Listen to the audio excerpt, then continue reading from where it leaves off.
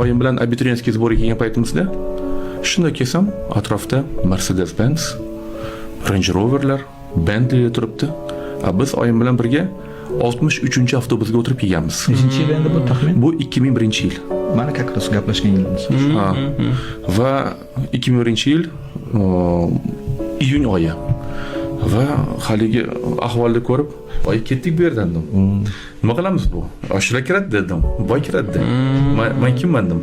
Metroda keldik va demak Maksim Gorkiygacha, ya'ni demak va undan keyin mana 63 avtobusga keldik. Ketdik oyi bu yerdan desam, "Hayy, hech qachon shu gapni esdan chiqarmayman." Aytdilarki, har qanday korrupsiyaga botib ketgan jamiyatda ham senga o'xshagan o'qiydigan, o'zini ustida ishlaydigan va ziyoli insonlar kerak.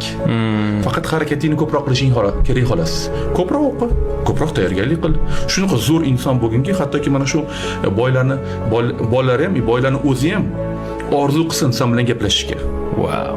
Deganda dedim va o'sha yerdan boshlaganman.